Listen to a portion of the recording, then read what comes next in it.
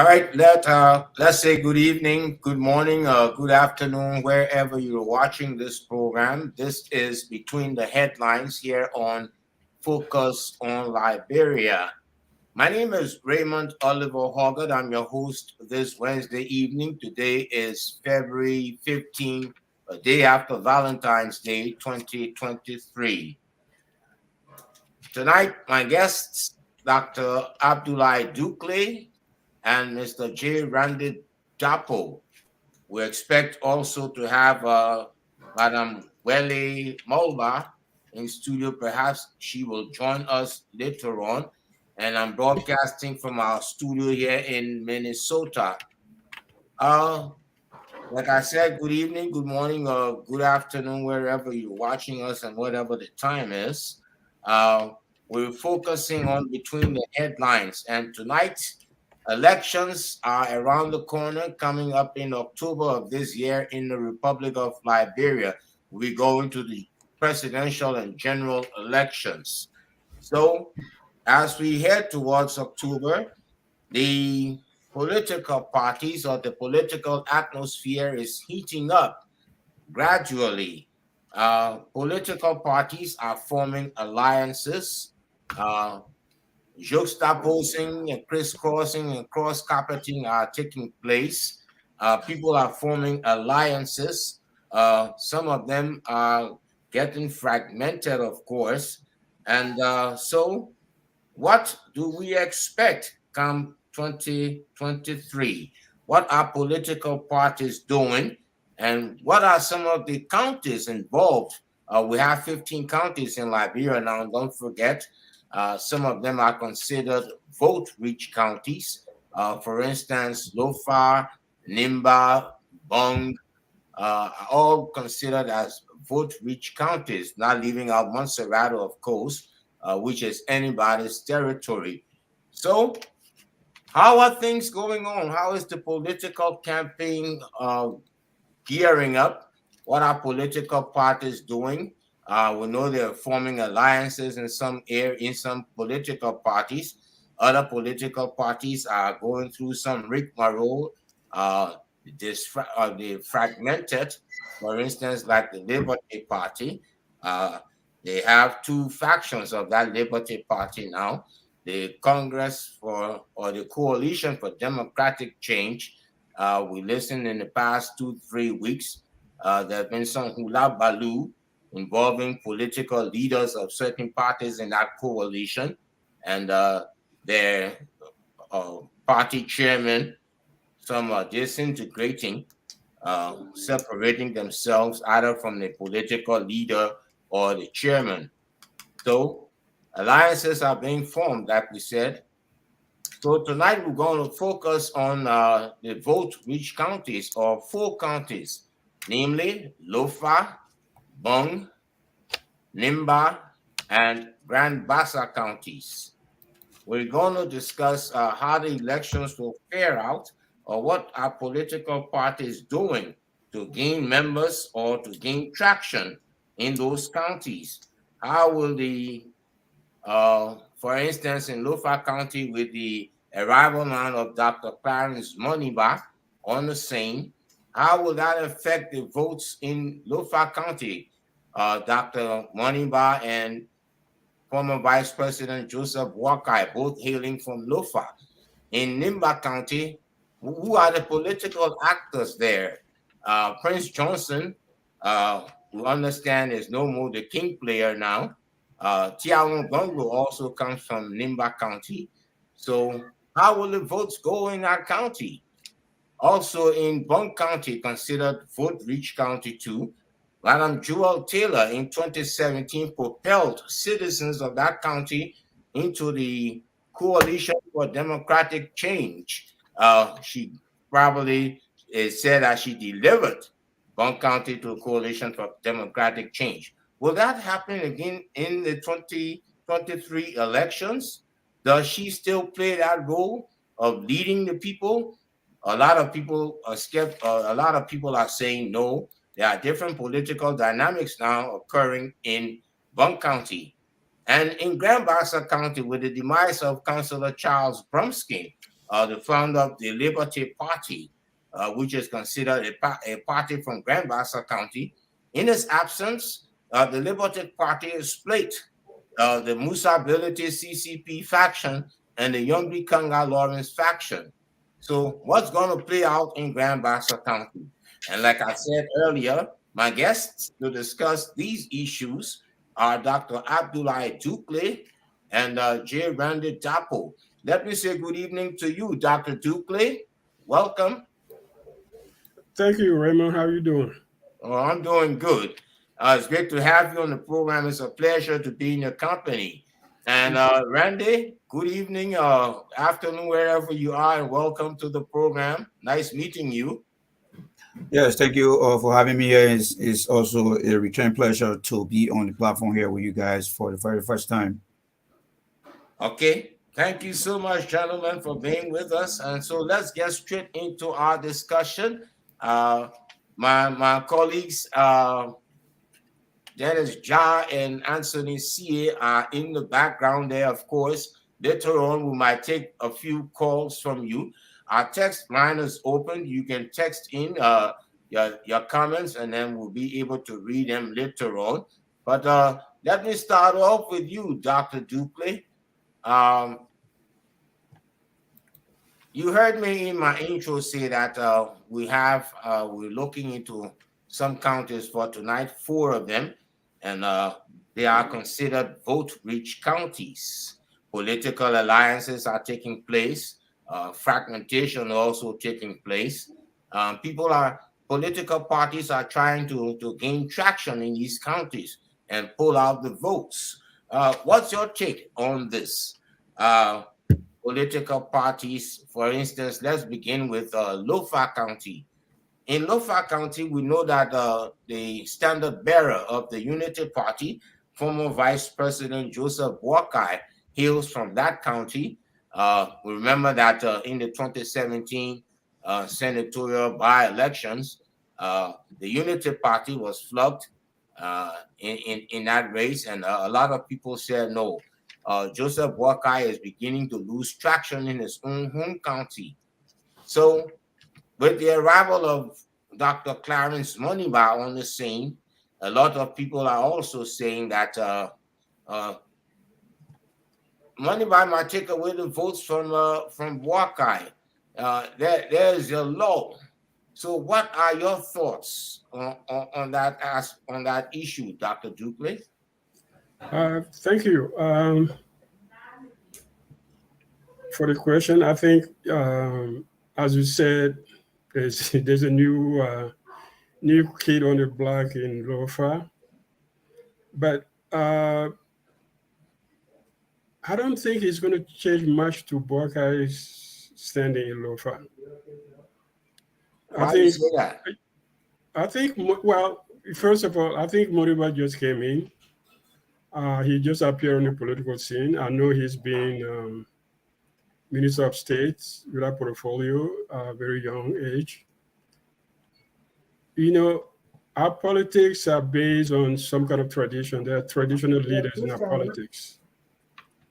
And to jump from being Minister of State in alien government and to be running for president when you have never been in any elected office, you have never really been known to be part of any political process. It just, to me, I mean, it's good to put your name out. I mean, he's ambitious, he's a young man. And, you know, he got some money to spend, I'm sure, because you can't run on empty. But I don't think, for Burkett, maybe there's a nuisance factor. Burkett could look at it as a, nuisance that, you may get some portion of the votes, but nationally, he's not going to be president. We all know that. He knows that. I mean, this is nothing to demean him, but, he's not there. He's not that level of competition. He may get some votes in Lofa, of course, but I think Lofa would definitely remain Boakai's territory for these elections. But mind you, Dr. Ducle, Dr. Moniba has an impeccable record. He's 43 years old. He's young, energetic. He has served, like you said, as minister of state, deputy, whatever in a Sirleaf's government. He has made some inroads, and he's the son of the former vice president of the Republic of Liberia, the late Dr. Harry Moniba, and so he also comes from Lofa. So, what would you think of his chances? Like you're saying that you don't think that he's going to win, but a lot of people are saying no. Listen. I think you probably digging too much into this. To me, it's very simple. Moniba, his father was a known quantity. He was vice president to President Doe. I knew him very well. And talking about Moniba, I know him probably more than you do professionally, because Moniba was my office manager for 2 years. When I was running the SDGs for Madame Sirleaf, the UN program for the SDGs, he was my office manager for 2 years. So I know him. We worked together. He was in charge of everything from pencil to running computers to getting tickets to organizing the office. He was in charge of it for 2 years. So I know him and I hired him. That was his first real job. So I know him. But you don't just run for president. I'm saying, I admire Charlie Bromskin for running for a representative. I would have, loved to see him competing at that level of politics. You think he's a very capable young man. He's capable. I knew his father. Everybody knew his father. But you don't become your father overnight. Even though he's capable. No, he's capable. He has ideas. I'm sure. No, he has ideas. I told you, I worked with him for 2 years. I know him. I can depend on him.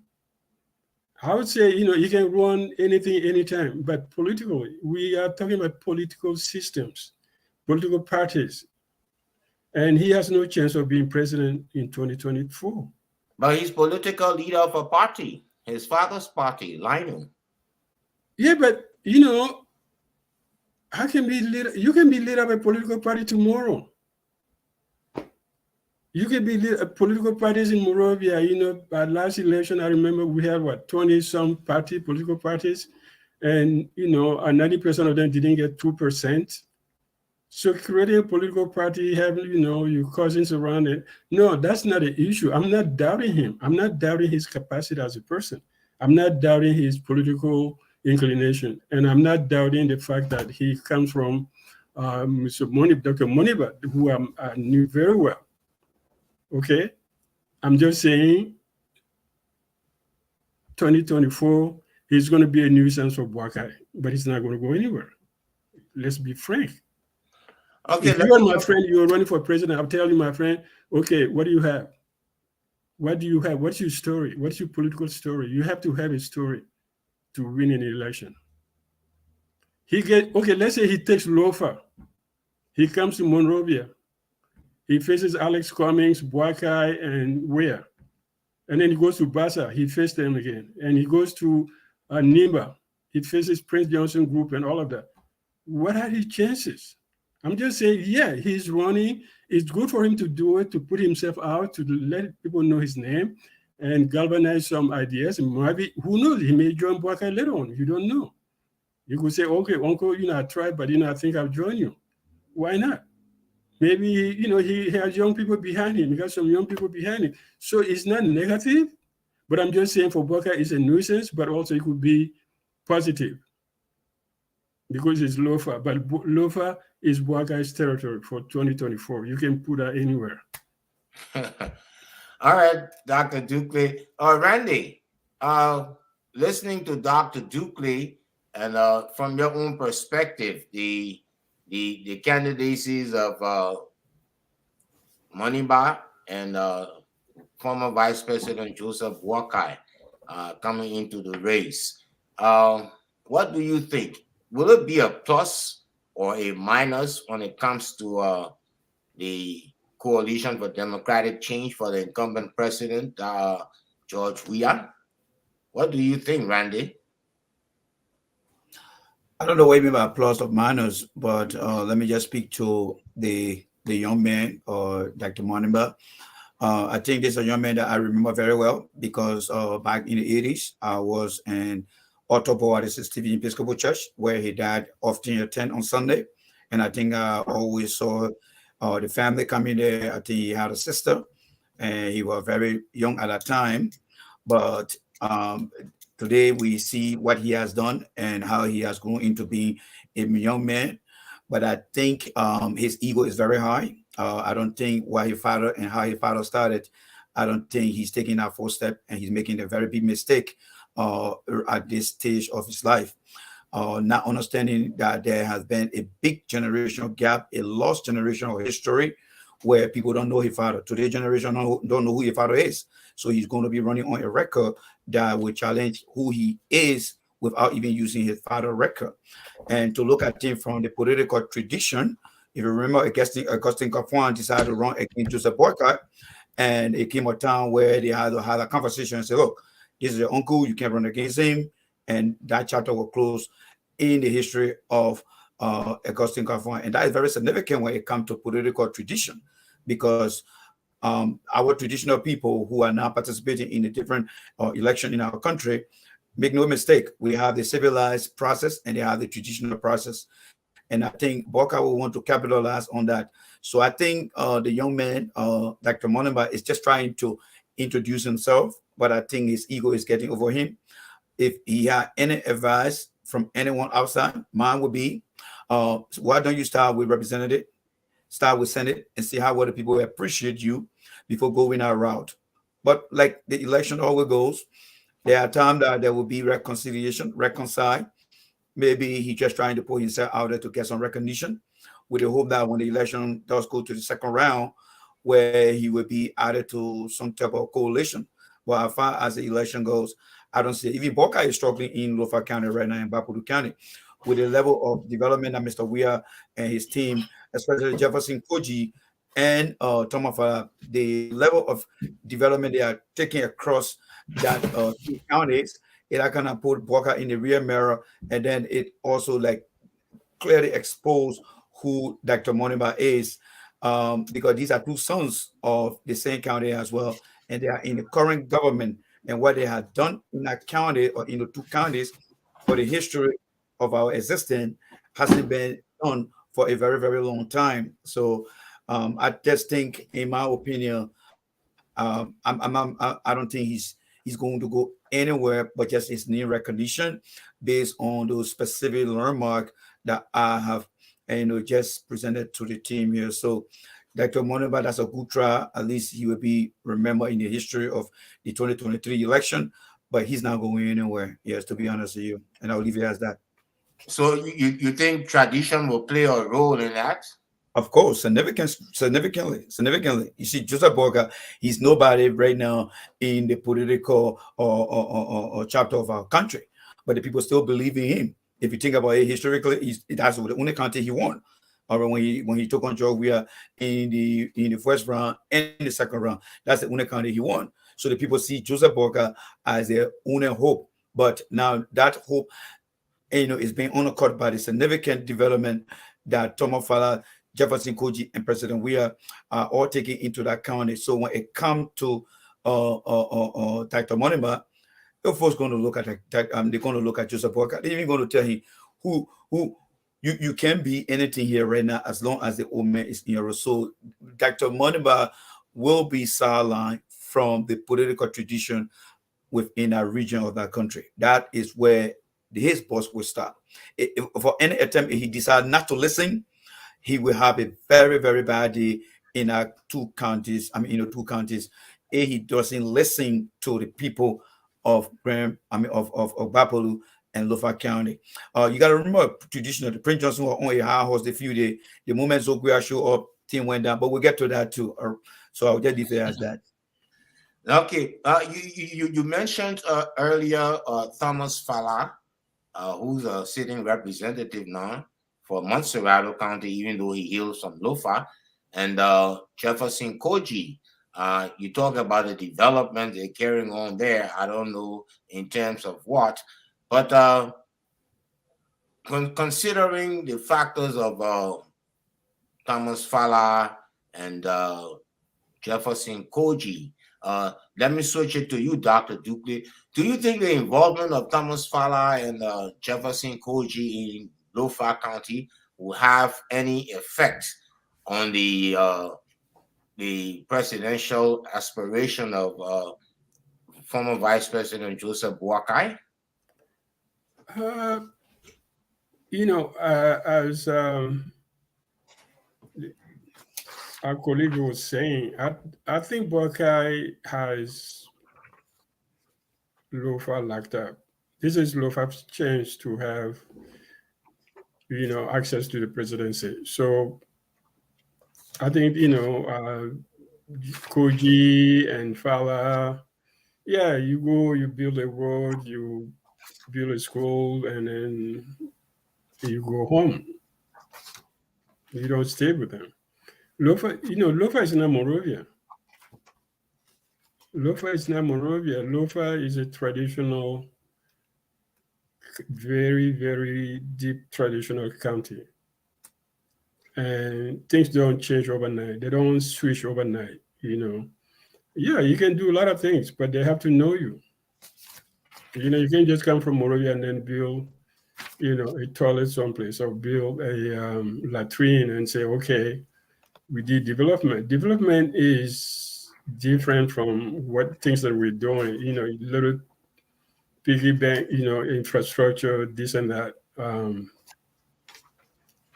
Development is about the people. It's not building one school here and one clinic and walk away and say, okay, but I think Boakai, is like in the US, if you're a Republican, you don't go spend money in what is the place name, in California.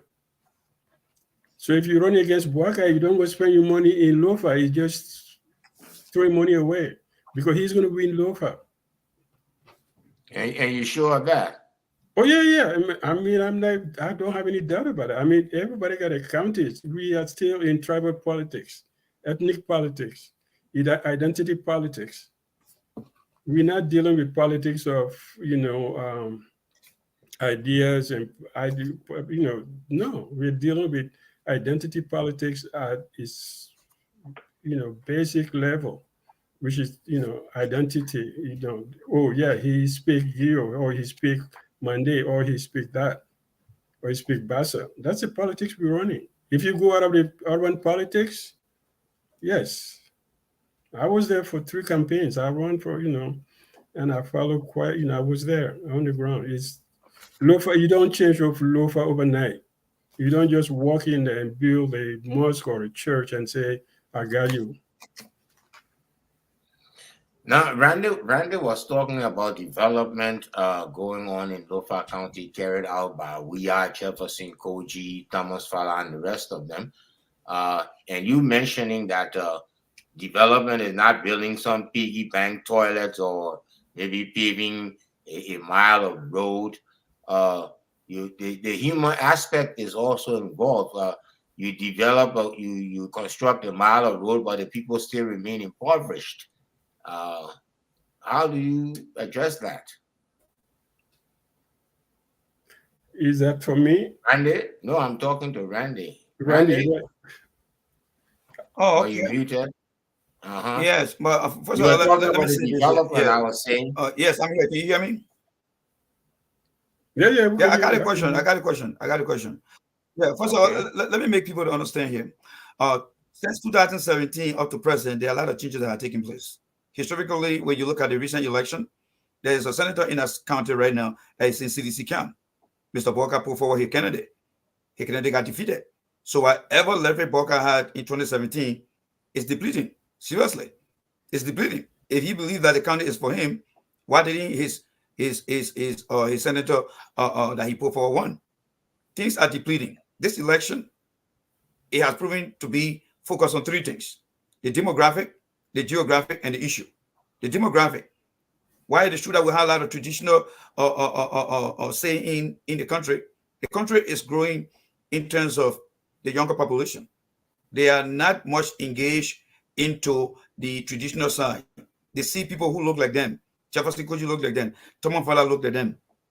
As far as being people who look like them are going to play a significant role in the process, and are going to look at the demographic. If you look at the demographic of voters in the country, let's say between 60 to 65, or let's say 50 to 55, 40 to 45, there is a huge gap between those who are 18-year-old to 37 years old. And most of the young people are leaning towards Jefferson Koji and Tomafala, who see them as someone that they can be. So Boka will only be glued into the older population of people. And then geographically, across the two counties, the young people are doing extremely well. They are seeing development coming to the county. Let's just say, for the sake of conversation, what I just heard, that, not building hospital, not building this. Is that the reason why I think anybody should not make any case? Because for the mere fact here is, we are 175 years old. This year, we're going to be 176 years old. What happened to all the past leadership that never focused on the improvement of the counties? What Tomafala and Jefferson Koji continue to do? The scenario that we're dealing with California. These guys are working in the city, right? But they are taking significant development back to their country, to their county. How many others superintendents, how many others, representatives, how many others senators are doing the same? The county that is benefiting significantly from the administration is the county of Lofa. They are building dam over there. They got a hospital. These things were not existing. So if people get to see that their city are becoming city of hope, unlike Moravia, where there was city of possibility, it changes the whole thing around. Boka said in Moravia all the time, how well is he known in the county? When during election time, there's nothing restricting Boka from going to the counties, but he wouldn't show up during election time. And these people are seeing the reality on the ground. So the development does play a very significant role, and that's why this is where the issue come in. The issue is, what are the things that the people of Lofa County prioritize? These developments that are taking place across the county are not just command and control development. These are development where people sat with the young people across the older population and say, hey, what can we do for you guys here? Well, we need a hospital. Why? Because we have traveled so many times on the good for nothing common highway that never been developed from all the deals we have in this country. From the county. Now we've seen the development, giving our roads, giving our hospital. That is a city that is now becoming a county of hope. Because over time, the incremental development will continue to expand even after Mr. Weah leave. So with all that indicators, Boca stand a very slim chance of winning two county. And I don't think he's going to win it too. Can I answer just 1 second? Yeah. No. I think that when you talk about Jala being a CDC man, it was strange because Jala was second only to Samukai. He came second twice in elections in Lofa. So he was, the second best, senator they wanted. And twice he was number 2. And that means he was in the heart of the Lofa people. So that election between two sons of Lofa was not Boca. Boca was not on the ticket. And you guys supported. No. I didn't interrupt you, sir. It's not trying to shoot me up. I don't think that's no. Don't shoot me up here, please. You can just tell me I'm speaking. I did not, sir. I did not stop you when you're talking. I didn't say anything. I listened to you till you passed the microphone. Yeah, I understand, but don't shoot me up here because I'm not. No, it's not the respect. Understood. I'm going to put myself on mute anyway. Yeah, put yourself on mute. Because when you're talking, I don't disturb you. It's not about Koji did something. I'm not even going to discuss that. That's not my issue. I'm saying in 2023, for these elections, Boca is going to be Lofa. And I think, Lofa looked at him as somebody who could probably break that seat. So that's what I think. Politically, it makes sense. Traditionally, it makes sense. And in every other way, it makes sense. That whether we get votes in Lofa, yes, of course he will get votes. But he's not. I don't think he's going to win it. We're talking about the election. I'm not trying to go into Lofa, this Boca against George Weah and all of that. No, I'm just saying there are places where you will win. There are places where you will not win. And I don't want to fool myself and say, oh, this is possible. It's not. I'm just saying, Lofa is Buckeye's terrain. You were the first one who brought in this traditional aspect of elections in our elections. A friend of mine was running for election a few years ago. He did the first time, he failed. Second time during the campaign, I saw him in Monrovia. I said, Mama, you're not running. Why have you drop out of the race? He said, no. I understood what happens in the race.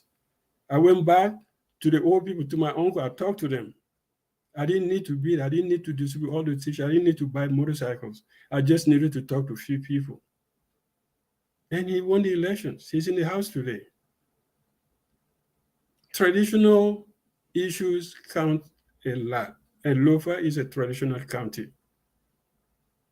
And I think Buckeye is going to win Lofa, where we get his votes. Like Moniba will get his votes. I don't think Jala winning elections will have anything to do with CDC, because CDC didn't put a candidate, but that's not my issue.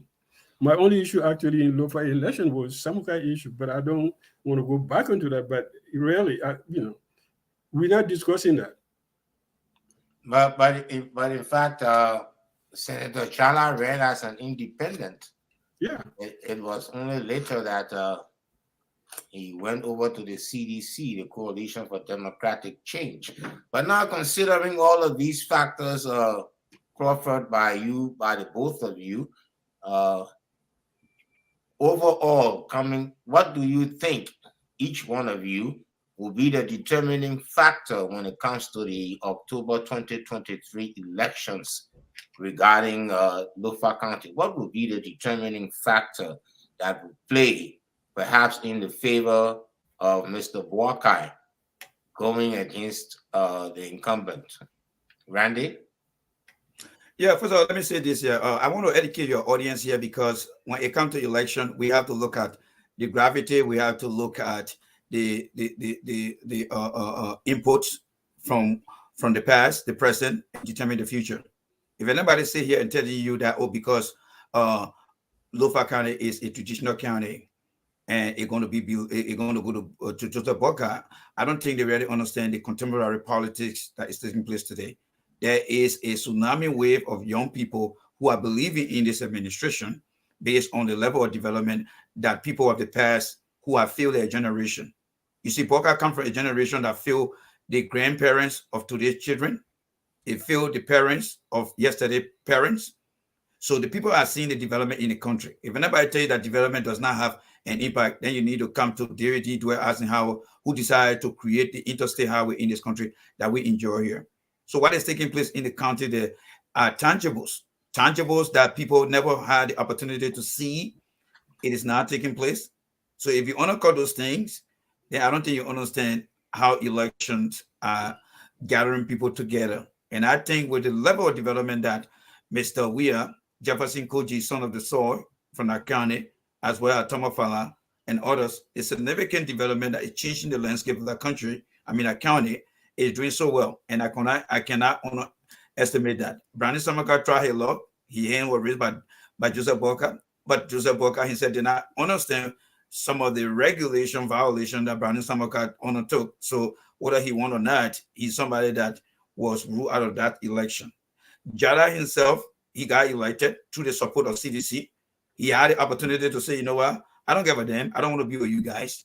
But Jada is now capitalizing on the level of development that is taking place across that county and the two counties. So what put him in that position? He's in that position because of the development that he can say, you know what, through a coalition, a bipartisanship, I can now boast of my connection with the CDC government. So the overall, to come to your question, the overall election, Joseph Boca is very worried, because he's worried in the sense that if, let's say, Dr. Modiba decides to stay on throughout the first round of the election, he's going to take number away from him. Mr. We are number going to be added on because of the development he had and the influence of Tomafala and Jefferson Koji. So Boca should be more worried for the fact that he has not done anything significant for that county. And he should be also worried for the fact that Dr. Modiba is getting in there. And he should be worried that the older population that support him, they are declining, and the younger people are growing with respect for the tradition, but it's not going to undercut their personal aspiration to be the Jefferson Koji, to be the Tomafala. So there are a lot of negatives against Honorable Boyka that put him in a very bad situation. And I can see Boyka not winning Lofa County, neither Bapuru County. All right. If you're just joining us, Okay. you're listening to Between the Headlines here on Focus on Liberia. My guests are Dr. Abdoulaye Ducle and Mr. J. Randy Dapo. Our text line is open. You can send in your text messages. We might get to them later on and perhaps open the phone lines for you later on to pose some questions. I see you laughing, Dr. Duple. Yeah, no. I mean, when people, when we don't know each other, when somebody comes on on media, public media, and say, if you don't know elections in Liberia, I can say, hey, I won 2 elections, 2005, 2011. I was at the center of the media. I slept in every... But Dr. Duple, you well known in Liberia. No. He doesn't know. He doesn't know I was part of the Okay, election. No. Let me talk. I slept in every motel, every backyard, every pickup in the whole country for 6-7 months, twice, to win elections.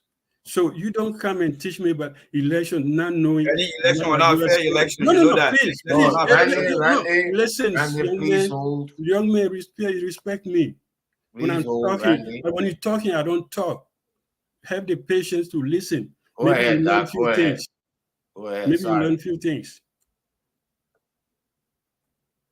Go ahead, Doc. Sorry for the interruption. I ran 2 elections. I was in the center of media campaign of 2 elections, and I won them. Those boys, those kids, those girls, I know them better than you because I sat in the bush with them and talked to them. I know their grandfathers. That's where I learned my politics, not on the media, social media. I was there. And I'll tell you, Wakai, from my understanding of Liberian politics, our history, Wakai own history with Lofa. Wakai will win Lofa. I'm not saying Mr. Weah will not get votes. I'm not saying Mr. Moniwa will not get votes if he stays on. Gonglo may get votes. He got family in Lofa. Cummins may get his own votes. Everybody will get some.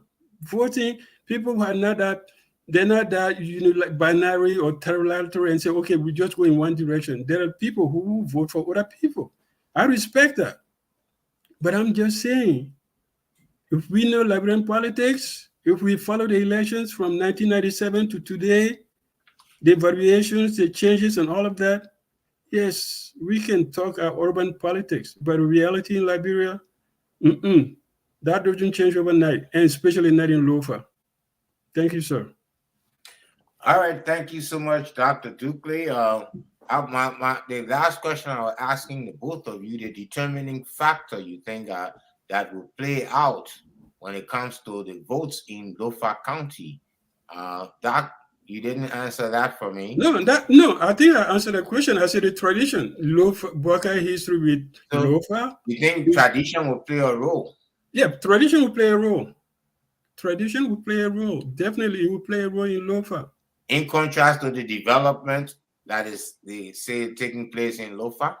I don't want to go into debate about the development and all of that. What I'm saying, there are places where you win and there are places where you lose. The man is going to win Lofa. That's my word. This is taped. We can look at it 10 months from now. Okay? Okay. Yeah, let's go. Right. I mean, tradition, Bokar history, his resilience, and his hard work, probably in nothing else, he's the most known politician in Lofa now. Okay.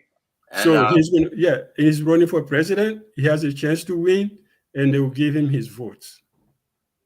Randy is saying that Wakai has failed the people of Lofa. He has done nothing for them. He has brought no development to them. Jefferson Koji, George Weah, and Thomas Fala are bringing development to Lofa County. And you're saying that the people of Lofa will vote for Mr. Borkai. Yep. Okay, that is Lofa County, because we're trying to look at 4 counties tonight. Let's switch over now to Bong County, for instance, where we're dealing with the between the headlines here and the dynamics, the 2023 election in Lofa, Nimba, Bong, and Bassa. We've covered Lofa a bit. Now let's go over to Can Bong I say County. something before you leave? Can I say something before you leave to Lofa, because I have something on Okay, my mind. okay, Randy, go ahead. Or less than 1 minute. Less than 1 Yes, minute. go ahead. Eddie Johnson said the election, everyone know, unless they don't want to admit. Eddie Johnson said he did not win 2011 election, and she knows that. I hope she confessed before she go to her grave. That election was not won by her, and I will leave it as that. Didn't win Secondly, 2011 election. she never won that election. She never won that election. That election was forced on her. All right, And and they that's what declare her the president. What? They declare her president as they declare her the winner as the election. Yes, it happens. It does happen. And where you got your statistics from that she didn't win? Because the reality was seen by the people. People who know what it is. Eddie did not win that election, but I'm not going to do into that. All right. That's But for another day. what I would also like to say here is the election from 2017, the election from 2011, the election from 2005. They are all different today. They are all different today. Things are very clear across every county in Liberia. So I'm not going to go back and forward here. But I know that Joseph Boyka is already declining. In order for him to, he might not even complete his election tour during the campaign season because he is incapacitated medically. And that's the fight. I'm not here to argue with anybody, but I'll leave it as that. J. Randy Dapo, one of my guests here on Between the Headlines. Okay, let's switch over to Bong County. We're looking at the dynamics in Lofa, Nimba, Bong, and Bassa.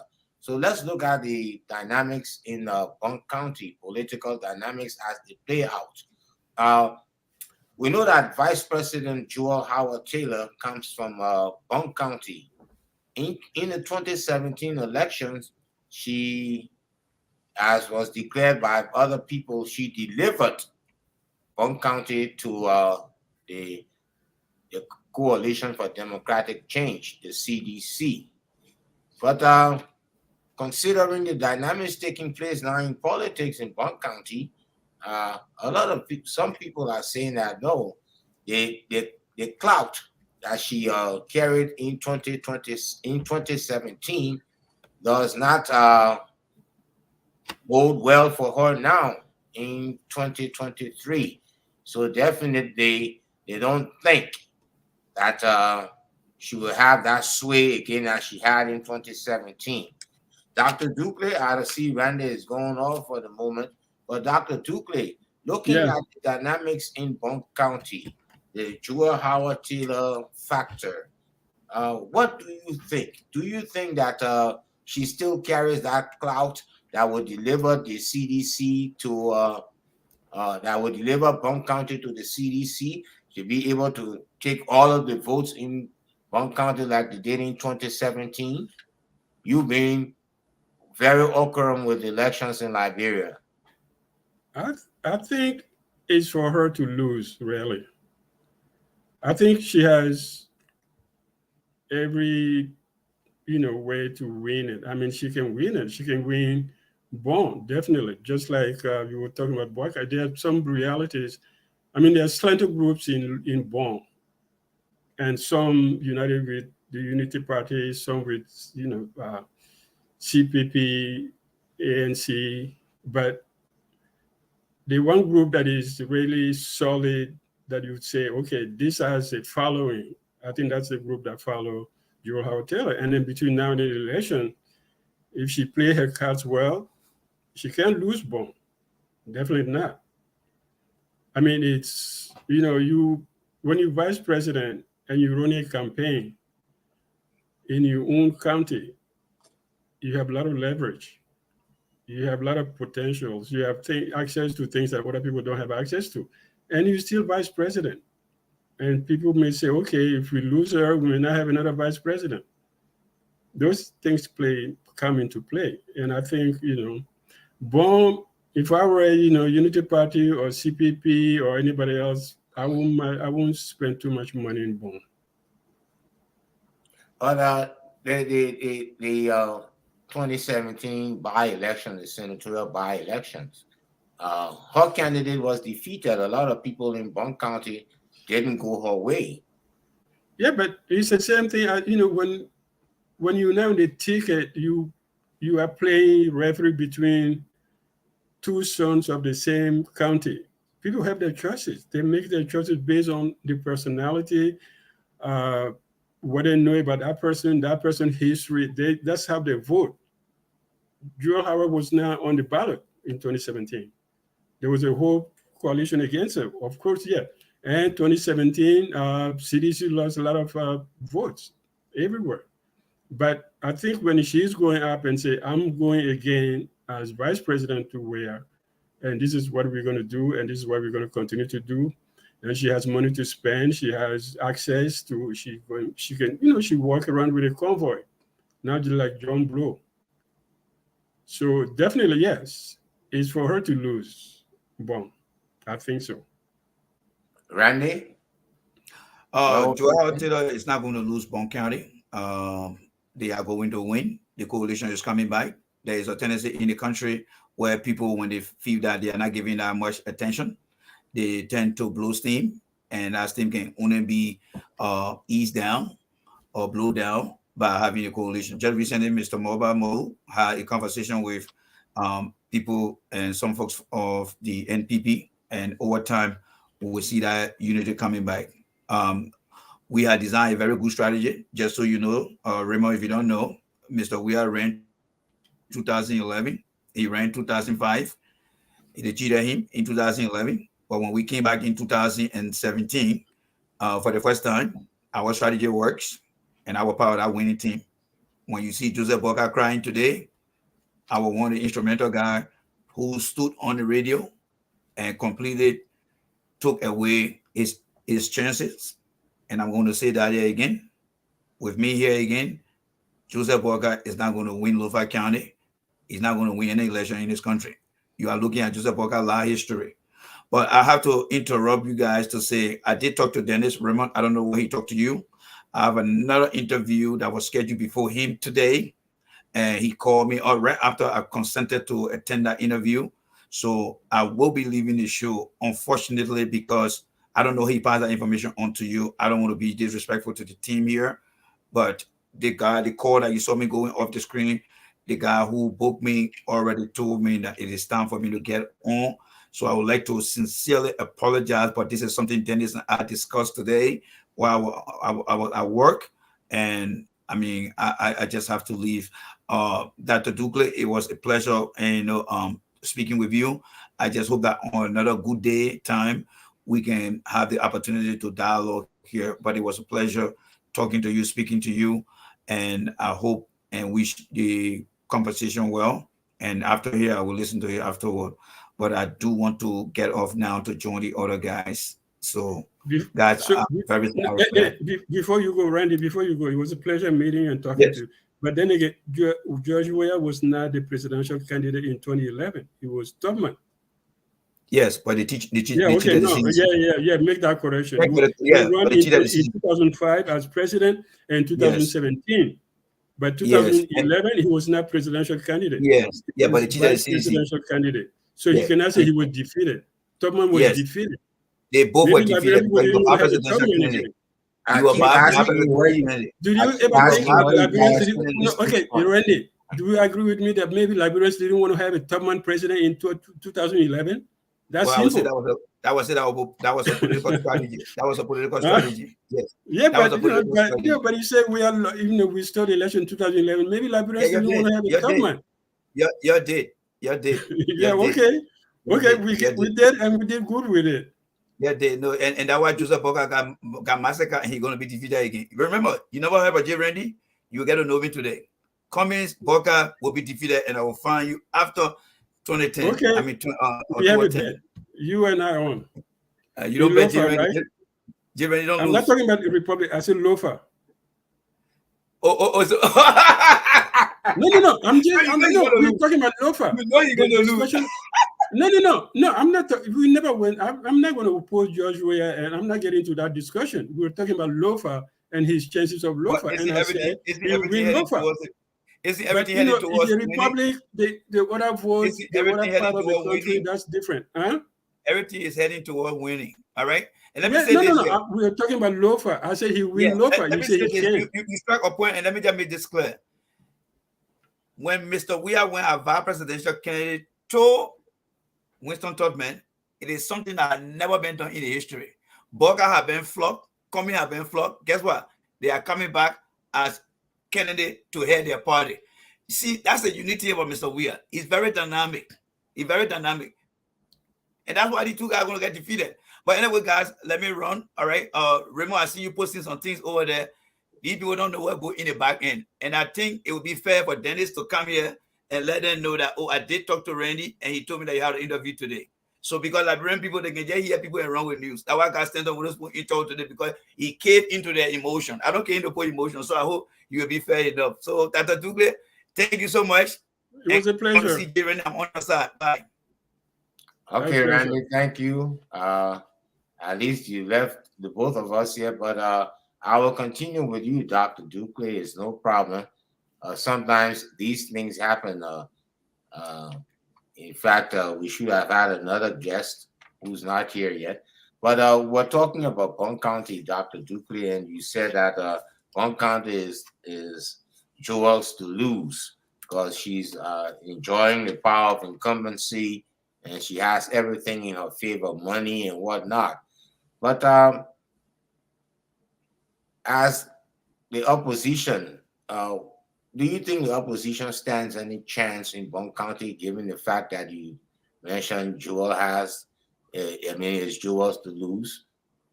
Well, nobody in the opposition is running for president or vice president in Bong. That's the difference. I always come back to this issue of tribal politics. Once we leave urban areas, we fall into the tribal politics, identity politics. So if you go and then tell somebody in Bong or Salia or where, Salala or Palala and say, hey, I want you to vote for Bwakai. They say, oh, what's wrong with our own daughter? You say, I want you to vote for Cummings. Say, what's wrong with our daughter? You say, so that's the thing. They have someone they know is up there. It's simple. It's that simple. It's not. These things are not based on ideology or building one road here and there. No. She has power now. She's there, and I think they might pull some votes, but I don't see them taking Bong from her. Unless she makes mistakes or she doesn't campaign well. But she's a good campaigner. All right. Another candidate in the race is Councilor Tiawon Gonglo. His mother hails from Bong County. How do you look at that? Do you think he will be able to pull votes away from the CDC of Joel Taylor? You mean in Bong? Yes. I don't know. I don't want to speak to something I don't know. I'm not sure what his capacities are. I'm not sure what he has as a campaign team on the ground. I know Gonglo pretty well. I probably know him more than any of the candidates because we worked together as Sawyer's, assistants back in the 90s, as you remember. So and beyond working for Amos together, we are very, very close as friends. Our families were together all the time. My daughter practically grew up in her room actually. So I know him, and I know he got an appeal among certain people, and he's campaigning on eradication of corruption, which is a big, tall order. But I don't know his strength in Bong. I'm not sure if he's been there. I don't know if he's been there, what kind of reception he had. But his mother comes from Bong County. Huh? His mother hails from Bong County. Yeah, but we know Gonglo to be from Nimba. Yeah, that's where his father is from. Yeah, well, that's the one that sticks. That's the one people know. You want to pull the bond, you're not going to pull Bond out of the hat at the last minute and say, hey, my mother from this town. Ain't going to work. say your father is there, he died there, we went to bury him, and we pray that, So definitely no. I think I don't know his strength in Bong. I don't know what he did in Bong. And I'm not sure really what to say about that. But I don't see Joel Howard Taylor losing Bong unless she doesn't campaign well, unless she doesn't, do things the right way. But I think she can win. I think she will win. You think she can win Bong County? I think she will win Bong at the end of the day, if she runs a campaign like she did before, because it's her on the ticket. That's different from campaigning for somebody else. She may be campaigning for someone, and then in the same village, people may say, "Yeah, Madam Vice President, we like you. They like the man, but they're not the man we want." But it's one of their sons, so they elect one of their sons, just like in Lofa. Those dynamics play. But when you're on the ticket, you picture on the ticket and you say, "Hey, I'm running for this office." And coming from the county, so yeah, you county behind you. Okay. The voice of Dr. Abdullah Duple. He's my lone guest now. Our other guest, Randy, had to run for another engagement, and Madam Welle Mulva didn't show up. But let's jump over now to Nimba County, another vote-rich county, Nimba, because we slowly running out of time, and shortly in the next 15 or so minutes, 20 minutes, we'll be wrapping up. But so let's switch over to Nimba County now, Dr. Dukley. Another vote-rich county. This is where Tiawongonglo comes from, like you say, his father.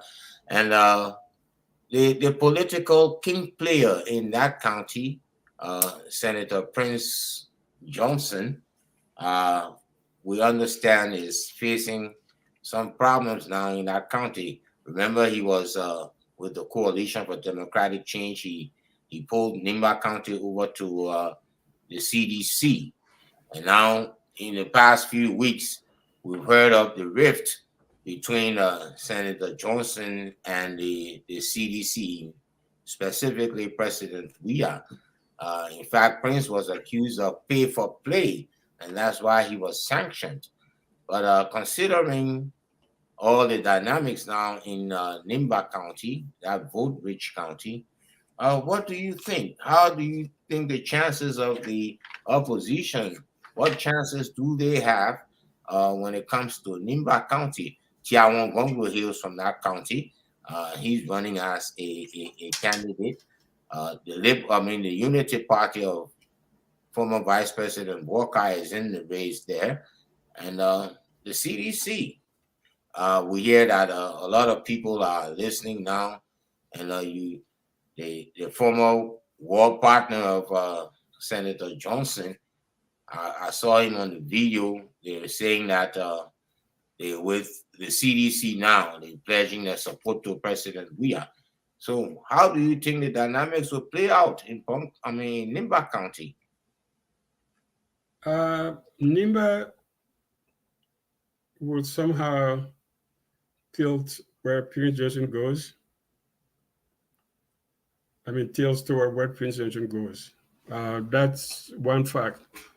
Tiawan coming in will make a difference, just like Muniba in Lofa.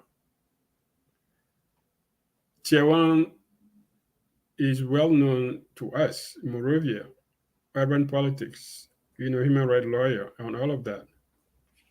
But what is his real power in Nimba, outside of Ganta, outside of the big cities? Because we always have to look at you look at a county, you look at the urban population, which is always up to for divide. Everybody can take some.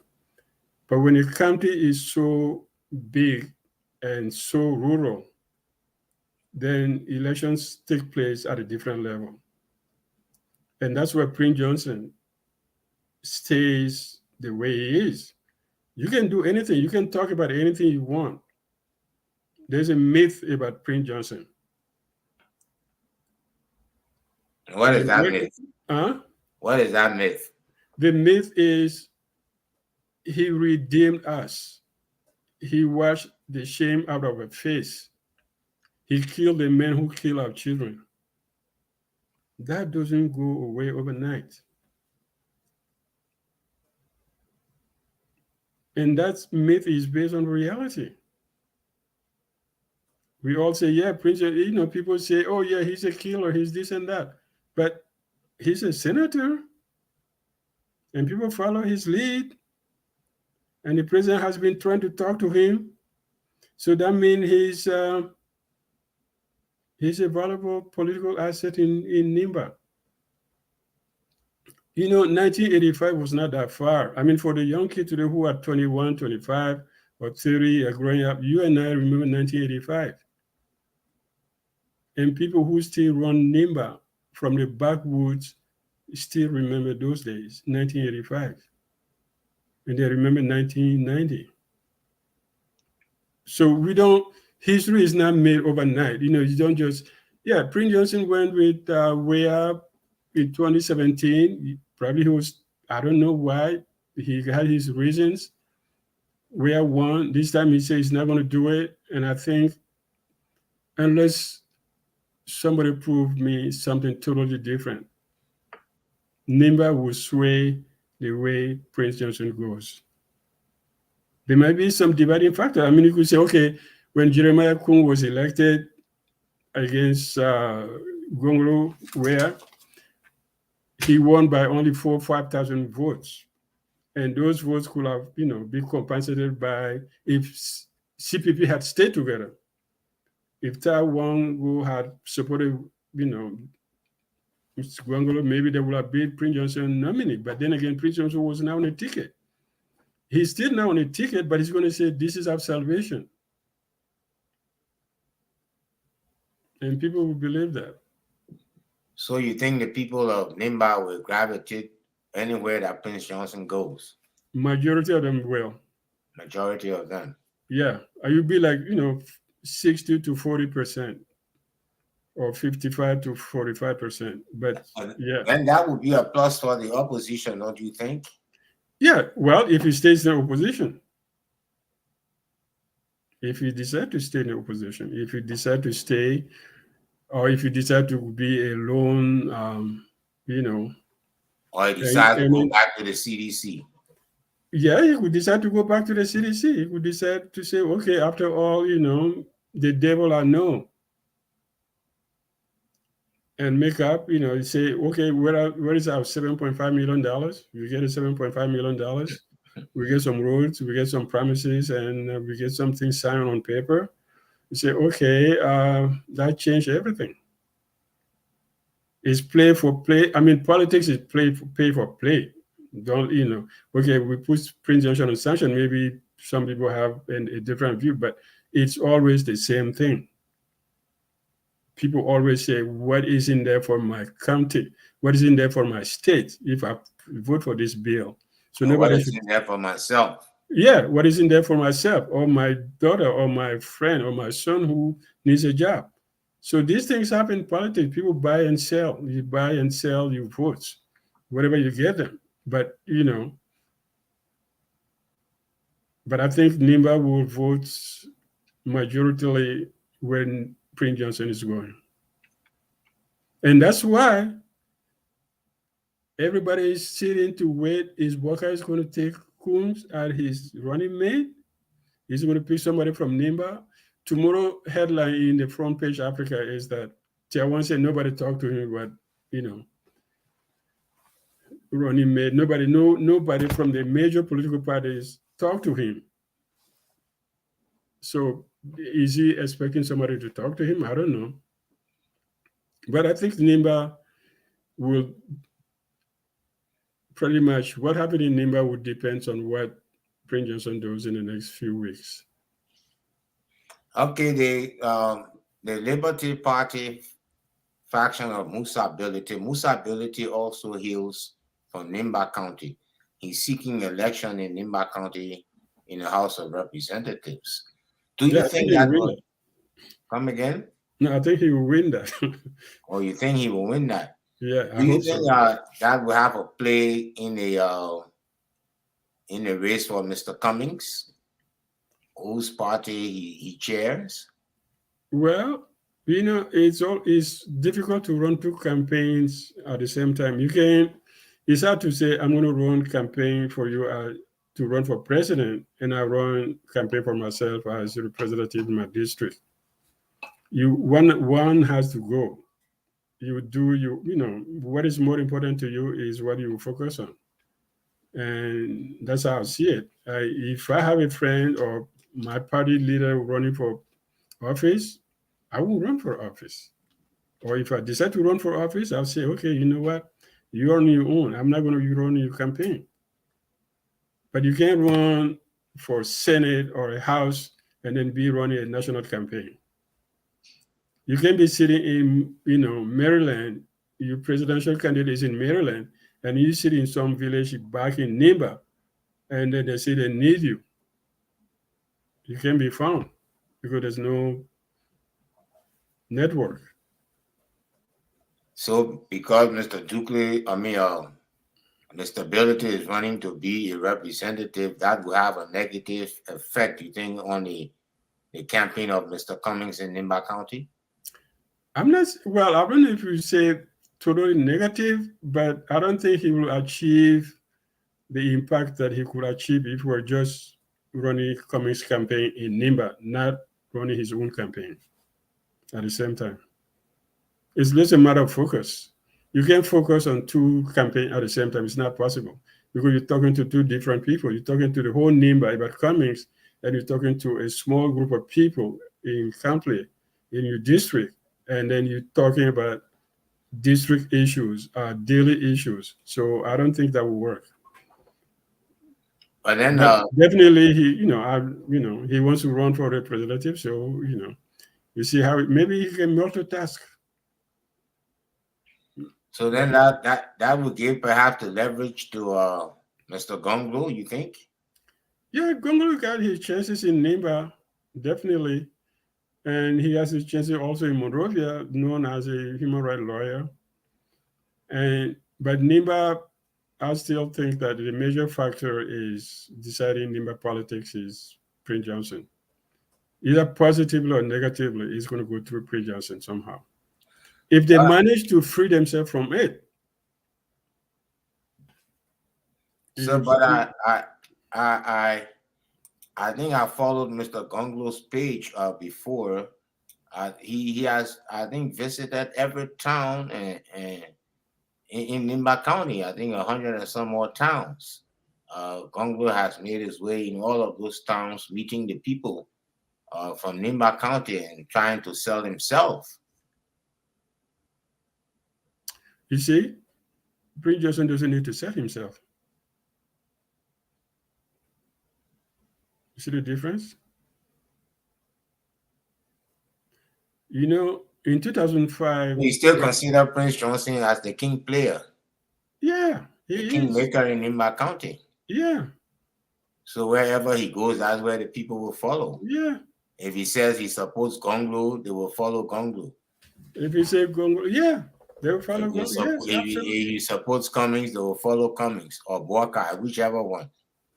They might, some may not, but I think the majority will follow, because that once you leave the urban area and you go into the bush, you go into the villages, they know Prince Johnson. They say, what has he done wrong? Any man building college?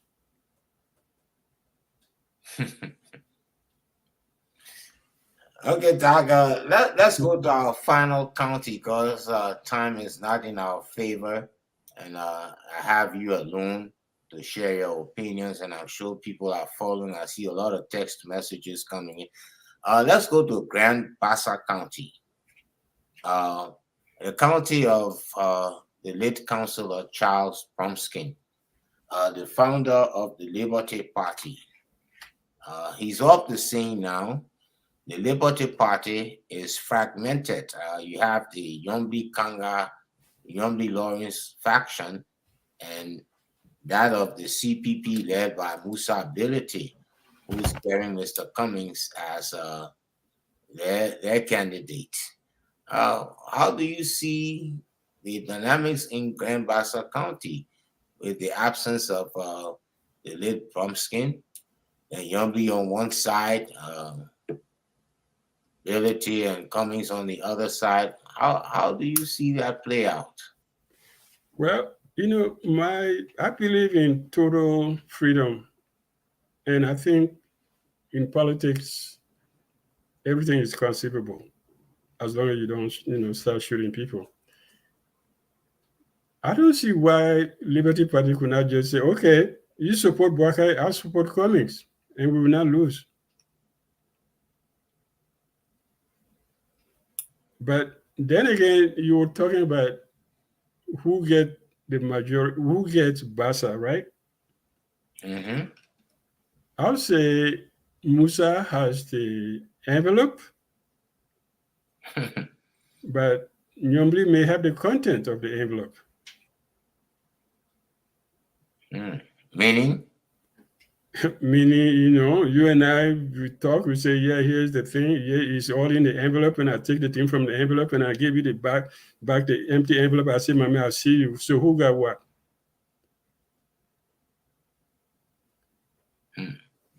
Meaning that I'll say this to simply, Musa got himself into Liberty Party through Brumskin and got into position first as executive director, and then, of course, chairman of the party, which gave him all the legal rights to do what he's doing, what he, running the party and making agreements with other people and all of that. That's all nice. But then, as you say, Liberty Party is Bassa Party. It's Buchanan, it's Bassa, it's all the way to River says it's so Nyombli may, Musa may have the envelope with a name Liberty Party on stamp on it, but whatever was in that envelope is in Nyombli's pocket. But will the division in the party benefit any particular candidate, you think? No, it will not benefit anyone. Unless the only person who can benefit from it will be Buakai. Why you think so? If Nyombli follow Buakai, she'll carry the majority of those people. You see, there's a dynamic playing in that too. Also, that is you have Charlene Brumskin is running, right? They have to be representative. Yeah, she's running following Musa chairmanship. CPP, yeah. CPP. So the Bassa people will vote for her, for her father, and then they follow Nyombli wherever she goes for the Bassa culture thing.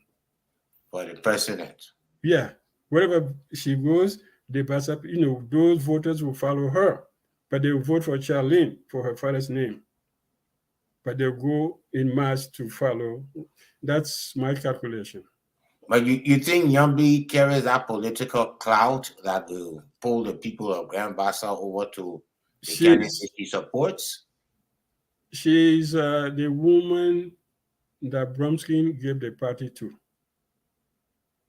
That's all that matters. Again, you go out of Buchanan and you go into the villages, you go into the small town, and the woman the papa gave the party to, yeah, and I will voting for, What are you talking? You need to speak Mandingo or Bassa. It's that simple.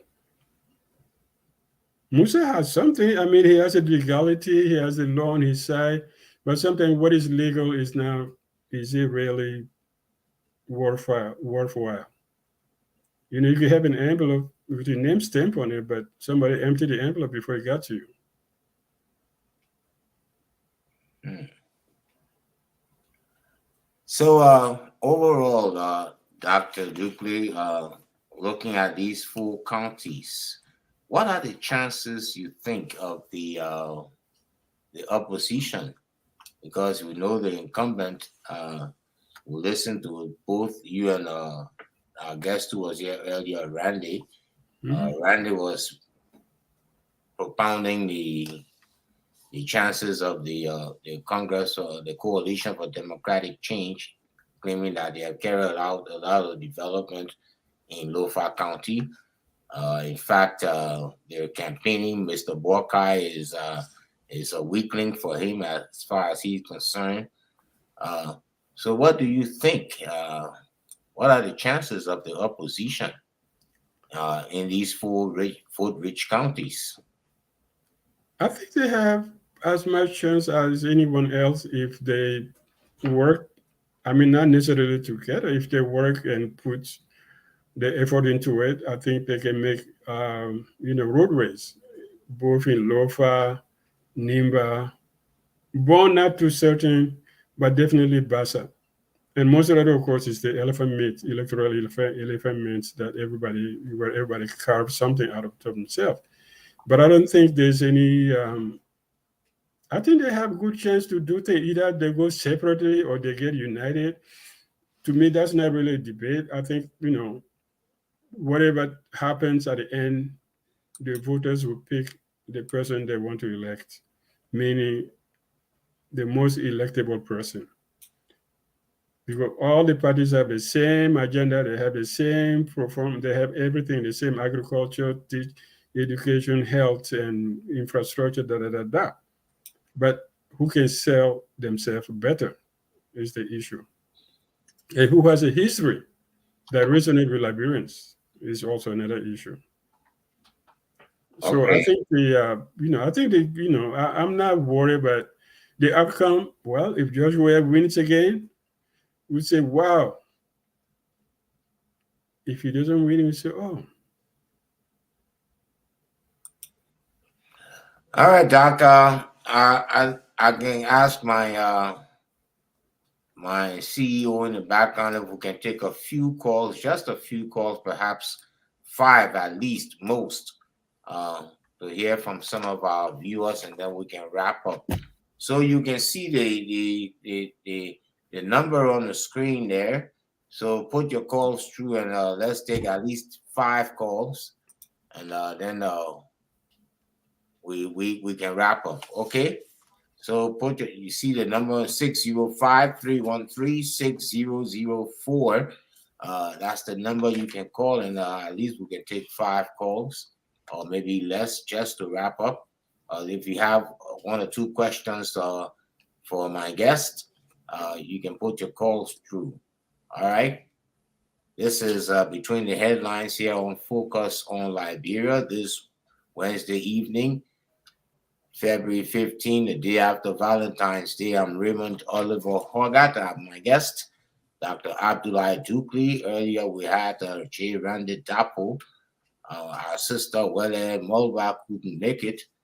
So this is the number to call, 605-313-6004.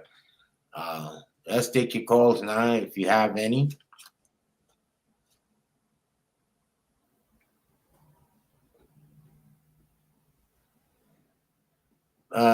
And Dr. Dukli, elections will be in October. Go ahead, caller. Okay. Are you guys getting me? Am I live? Yes, go ahead. Okay, Mr. Hobart. Thank you for the show, and hello to Dr. Dukli. It's unfortunate that Randy had to leave the show so soon. I think he's been really succinct in his analysis tonight. Hit some nails on the head, but I would disagree with him at the beginning of the show when he was kind of, dismissing Dr. Monaba. I think we have a really, really young population in our country, and a lot of people have been yearning for a young, vibrant, charismatic leader who's very well qualified. And he's not a young man, quote unquote. He's middle age. He's in his 40s. So he's not that young. He has impeccable education, a great resume, youngest ever minister of state, which is quite a very tedious ministry in our country. Pretty much runs, the presidency for the president. So he's been so close to that, to the presidency. He knows a lot. He has, a doctorate in governance, and things like that. So I think just dismissing him is unfortunate because in 6 years' time he's going to be in his 50s, almost his mid-50s. So we can't just dismiss him and say, oh, let him wait another 12 years before we can give him a chance when he's almost 60 years old. But then he will be getting old, probably too old for most of us. So I think dismissing him is it's disappointing because I think he can make a big change.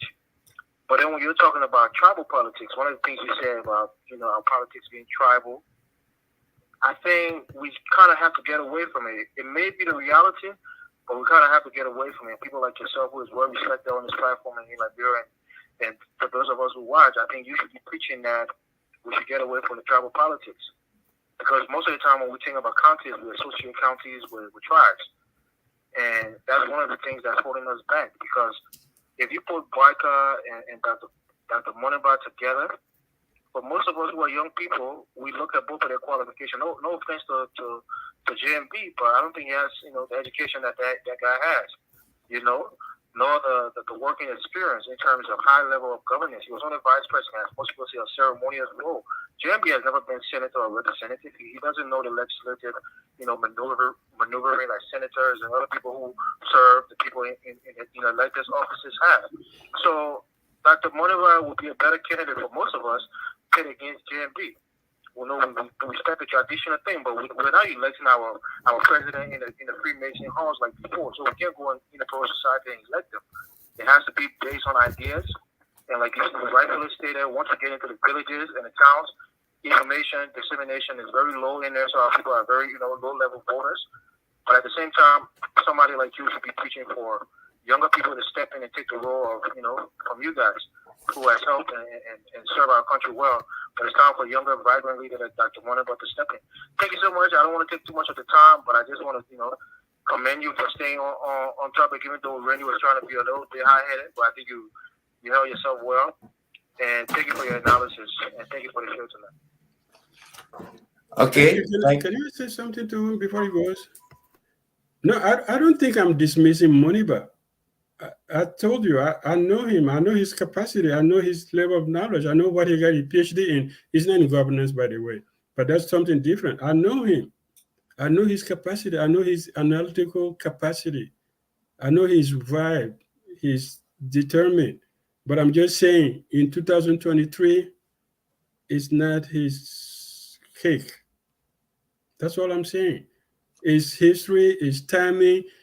About the ethnic politics, it's not our church. We can say, oh, let's walk away from ethnic politics. That's a reality. Ethnic politics happening in DC, it's happening in California. You shouldn't be ashamed of it. We shouldn't think that ethnicity is something bad. It's not bad. It's social cohesion. How you connect with other people from that social, such little circle, is that what matters? But we shouldn't be ashamed of being ethnic. No. Okay. Hello there. Okay. We understand. That's all we have for the callers now. Okay. Now, Doc, let's wrap up. Let me get a final word from you so that we can wrap up because time is far spent. Gauging the political scene, Dr. Duque, from your own experience, having taken part in several elections in Liberia, what can you say when it comes to October 2023? Because don't forget that we have a lot of voter apathy when it comes to voting in Liberia. Voter apathy is very high. How can you encourage people to go out there to vote? As one who has, taken part in several elections in the country, how can you encourage people to go out there to vote for the candidate of their choice? Well, I think you have to give them something to aspire to. Somebody was on a different show tonight, said that in his 40 years of life, he has never seen a normal school year. He has never seen running water totally, occurrent like he came to the States. He's never seen electricity, 24 hours electricity, dependable. or that you could get internet. You could walk into the house and flip, and then the light is on. He said it had never happened to him. So how can you convince people that you could make it possible? That even it make that, does that make sense to them? Do they know what it is? So to get the Liberians to go to vote, you have to give them something that they really want. And I'm not sure what that is. I'm not really sure what you can offer Liberians now, because they, everybody say the same thing. We develop agriculture, we do the education, we fight corruption. You and I remember Ellen ran on education, corruption, and reconciliation. She said education was a mess. Corruption became a vampire. From enemy number one, it became like invincible vampire that is sucking the blood out of the country. That's what she said. And in reconciliation, we didn't make any headways because we did not implement the one thing that put all our grievances in one basket, the TROC report, because of mishandling of the issues. So she failed that. Joshua comes in, 6 years, we see what they have. Who's going to convince them they can do better than that? And when I think about ethnic politics, I'm not just talking about, urbans. When you have 1.5 million people in Monrovia, with 70% of them doing nothing, but surviving somehow, and in the countryside, what if you have? It is hard to say what to tell Liberians to vote for in 2023. When I pick my candidate, I'll let you know. That will be the winning candidate. All right. Thank you so much for being a part of the program this evening, Dr. Duque. I hope we can get you again. Absolutely. Anytime. Okay. Have a wonderful evening now, wherever you are in Maryland. Thank you so much for being there. And now let me say thanks to all of our viewers and our texters this evening following the program Between the Headlines here on Focus on Liberia. My name is Raymond Oliver Hogarth on behalf of Dennis Cha and Anthony C.A. saying thank you very much, and I'll leave the studio here in Minnesota. And thank you so much for being there. Remember now, Focus on Liberia. We promote, elevate, and we do everything Liberia. Thank you so much for being with us. Have a wonderful evening. Bye-bye. We are Liberia. Liberia is our